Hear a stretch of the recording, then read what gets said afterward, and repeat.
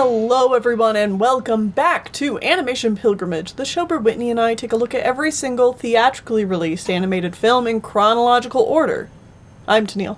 And I am Whitney. And today on the show we're taking a look at the 1983 film, The Dragon That Wasn't. Or was he? Or was he? I love that title. I think that's really cute. This is from Rob Hauer Film, Netherlands. Netherlands. I can speak today, I swear it. This is the first Dutch animated film. Awesome. Yeah, and they did a really good job. I'll just come out and say it. I thought this movie was extremely charming. This was very good. It was very enjoyable. Good animation. A competent story. Mm-hmm. A decent English dub. Yeah. This was great. And so, like I just said, yes, we did have to watch the English dub of the film, but it was good.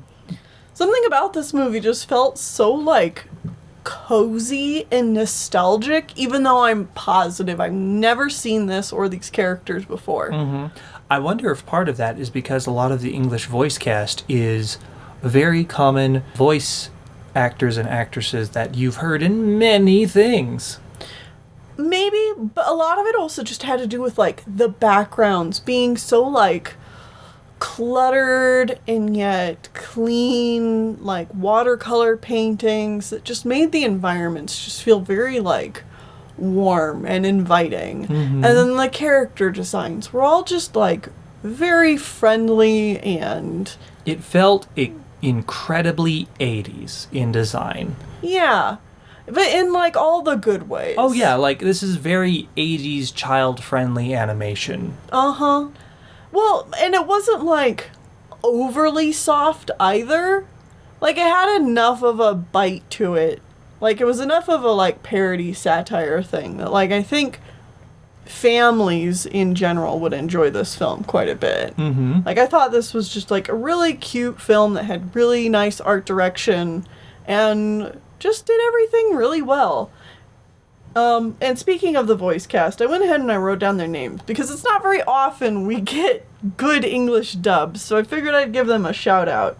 English VAs in this are Greg Berger, Mona Marshall, Jeff Winkles, John Hostetter, and Dave Mallow.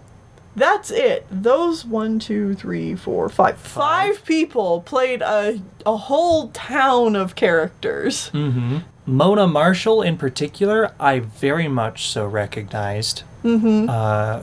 She plays the cat character in this movie with a voice that is nearly identical to how she portrayed Izzy in the original Digimon show. Yeah. Yeah. See, I was a bit more familiar with... I think it's Greg Berger who does the voice of Jecht in Final Fantasy X. Okay. Yeah. He doesn't do a Jecht voice in this movie, though. No, but I could still kind of, hear a little bit of, just that underlying, kind of deepness to his voice, you know? So, these are people that if you look up their names and go through their IMDb pages or their Wikipedia pages, you'll find something that they have done that you recognize. So many bit characters, so many background voices in animated projects and stuff like that. These are the people that made American television voice acting go round in the 80s and 90s. Well, it's just really nice to get a decent dub for a change. Yes, it's not a dub where they feel like they had to make noise at every single instance. They only made noise when the characters were actually, talking. Yeah. And it worked. It worked very well. Yeah. It was a nice, competent dub. So, how about we talk about the plot? Yeah. Tell us about the dragon that wasn't, or was he? Well, there's a bear. He doesn't believe in dragons. Yep. He's a rich guy that lives in a castle, doesn't believe in dragons. And he decides, because his manservant butler guy does believe in dragons, he's going to read out of his butler's book and call down a dragon from the mountains. Mm-hmm. He doesn't think it works. Spoilers, it works. So they find a dragon egg in the yard the next morning. Mm-hmm. And so the butler and Kit Kat in the English dub is this cat character who's a friend of the bear. Oliver is the bear's name. The bear's name is Oliver? Okay, yeah. I couldn't remember his name. I was just like, bear guy. Yeah, it's like Oliver B. Bumble. Okay. Oliver, Kit Kat, and the butler work together to take care of this egg, and when it hatches, the dragon baby that is inside, because it's a dragon, of course. Of course. He was. The dragon was. The dragon that was. The baby dragon immediately imprints on Oliver the bear. Yeah, so he thinks that Oliver is like his dad or his parent or something like that. Yeah. So he's the only one that he really listens to. This dragon, when he gets mad or greedy or other very dragon emotions, grows large and more draconic. Yes. He gets into a big scary dragon. His name's also Dexter, which I think is very cute. Yes. So, like, he's very cute and small, but, like, when he starts grabbing things for his hoard or doesn't want to take a bath, he starts getting bigger and bigger, but he'll shrink back down when chastised or yelled at or loved by his family. Uh-huh. Which is honestly very cute and sweet. Mm-hmm. So, the dragon ruins a party that was being hosted in the castle for the entire town. Mm-hmm. So the whole town now knows about him. And then a pair of thieving dogs kidnap the dragon and have him rob the bank for them. Yes. The bear, Oliver, tries to stop his son, Dexter, from robbing the bank, and he gets framed for robbing the bank instead. Yes. So Dexter grabs his dad and runs off into the hills so they don't get arrested. Yes. Good job, Dexter. Mm-hmm. So now, out in the middle of the wilderness, Oliver's like, we don't need anything else. We can survive out here, just the two of us, because I want to take care of my son.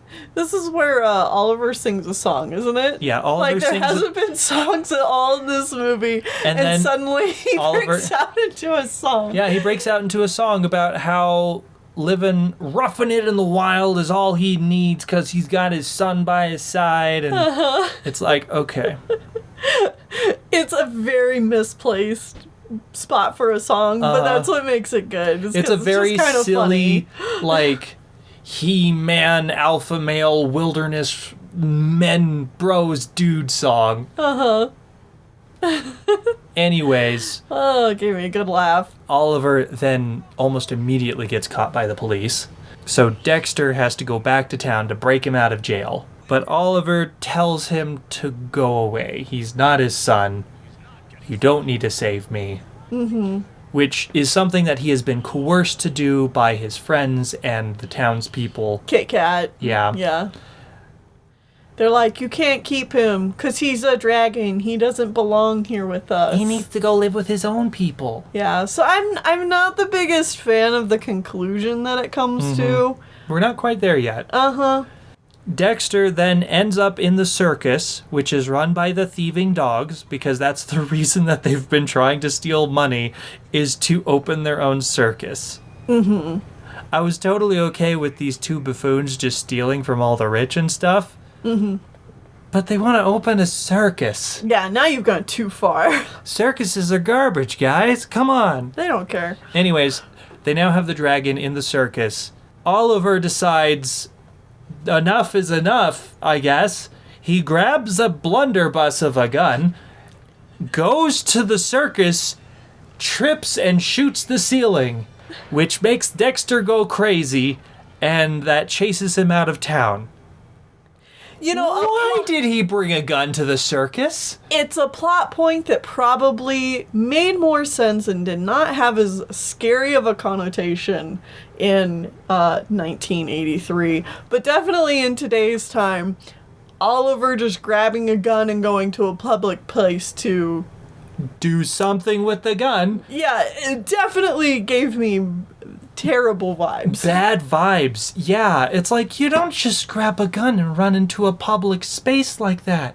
That's not good. I mean, to be fair, he is trying to save his son from being tortured in the circus. Mm-hmm. So, like, you know, I get it. I get that, But also there had to leave have the been gun at home. There must have been a different way to do this plot point, Yeah. please. Anyways, Oliver follows up with his son out in the wilds, and his son hears dragons off in the distance in the mountains, and he goes to live with them. The bear, Oliver, is picked up by the chief of police and the mayor and stuff, and he is lauded as a hero for chasing off the terrible dragon, and everything goes back to normal in town. Yeah. The end. Yeah. So, like I said, I'm not the biggest fan of the conclusion. Again, this is kind of like last time I had kind of a problem with the conclusion of the story, and now I feel kind of similar where it's like it's just it's that needing fine. to return to the status quo. Yeah, it's like it's the everything's better when we're just doing the normal thing, Yeah. not learning and growing from anything. Yeah. That Which is is the not what this conclusion. wants to be, so I can't critique it too much, but also, like, it's not the way I would take the story. Yeah, it's a very much so moral of its time that you see in a lot of kids' films and stuff like that. Not even just kids' films, but it's just like going back to the status quo is the correct conclusion. The strange other must go live with the other and not with regular society. Yeah. And as a strange other myself, I don't really like these kinds of plots. Yeah, you know, and Dexter is definitely kind of treated somewhere between being a pet and being a person. Mm-hmm. And so you're like,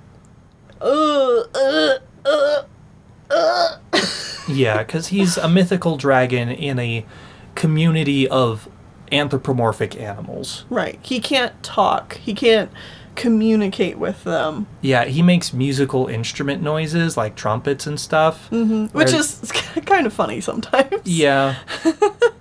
It's an interesting film. Mm-hmm. Overall, I still think it was a very good film. Yeah, for Animation Pilgrimage movies, I had a lot of fun with this one. Yes. And I definitely think it's one that's worth checking out. Absolutely. And actually, I wouldn't be surprised if some of our audience is familiar with this one, because this film actually aired on the Disney Channel multiple times between 1989 and 1992.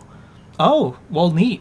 Yeah. Yeah, so I would not be surprised if some of our slightly older audience members would have seen it then. Slightly older is in, like, you know, anything just like a few years older than us. Like 5 to 10 years older than us, because I was born in 92. Yeah, and I was born in 93. So yeah, like anyone ever so slightly older than us might be very, like, may have. Memories of this. Yeah. So like that's how American audiences might have experienced this. Mm-hmm. To be honest, the English dub was very good. Mm-hmm. I'm still curious what the original dub sounds like. Yeah, I would love to get my hands on an original copy of this. But so I am could listen to also always a dubs over subs person. That is just how No, you have that backwards. A subs over dubs. Yeah, I'm person. always a subs over dubs person. I always want to know what the original intent was with the voice acting choices. Mm-hmm. So that shouldn't surprise anybody that I want to know what the original Dutch sounded like. Right. So anyway, the Dutch name for this. Are you ready for me to absolutely butcher this? Go for it. All right. The Dutch name for this movie is Als J Bar Begript Wat Ik Bedoel, which roughly to English translates to "If You Know What I Mean," which is another, like, fun kind of cheeky title. Mm-hmm. If you know what I mean. If you know what I mean. Which, you know, again, someone who is in, like, the others category. Mm-hmm. That phrase kind of is a loaded phrase. The, like, if you know what I mean.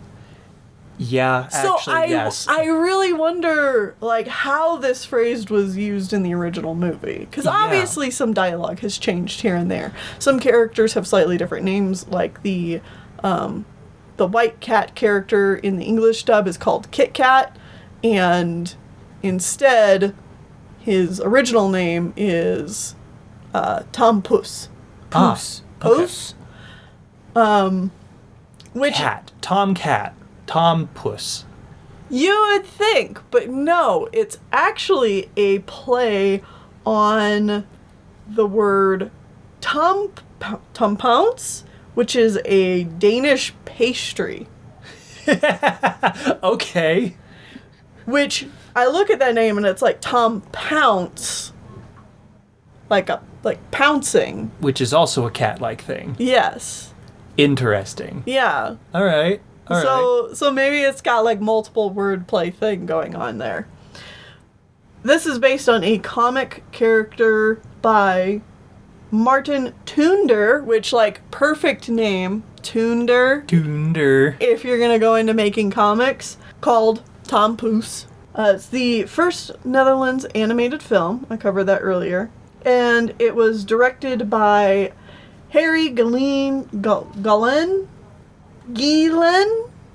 Bjorn Frank Jensen, and Bert Kroon. So quite a few people working on this. Yeah. Unfortunately, I could not find a whole lot of information about this movie itself, but here's a little bit more information about the comic. It was started in 1941, grew to be like not like a big comic franchise, but it's considered like one of the like staple comic. One of those fairly well known in the original country. Yes. Okay. We've had many of those represented in animation over AP already. Oh yeah. And we'll have so many more to go, I'm sure. There's like a memorial statue, I think, to both the artist, Martin Tunder, and to the characters themselves in the Netherlands. And the comic ran until 1986. So we're actually hitting kind of the end of this comic here. Okay. Martin Tunder did work on another comic series called Panda, which is also, I think, a decently well-known comic in its home country. And then he passed away in 2005. Okay. So, Lived a full life? Yeah, in general, I just want to reiterate that I thought this was a really charming film. I really liked this cast of characters. Mm-hmm. I thought this was very, very nice. A good second entry to the year 1983. Absolutely. So, do you want to know what we're going to be watching as our third entry into 1983? Lay it on me. Well, we're going to Japan. Uh-huh. And we're going to... I mean, I knew we would eventually. It always happens. We're going to go to Japan, and we're going to stay there until we're done with Japan, with one brief hop to Australia. Okay. But the first Japanese film we're watching for this year is Urusei Yatsura, Only You. Only You. All right. Well, I mean, that's the subtitle for Urusei Yatsura. Okay. It's a well-known character. You might recognize them. She's an oni gal with green hair and like a tiger loincloth thing going on. That immediately kind of sounds familiar. Oh, yeah. Okay. Yeah. You'll recognize this character when we watch it. All right, cool. I'm excited to see it then. See you then. Head for the hills. Forget your fame, your wealth, the game. You'll find that you'll be glad you came. So set your troubles free and come along with me and see the type of person you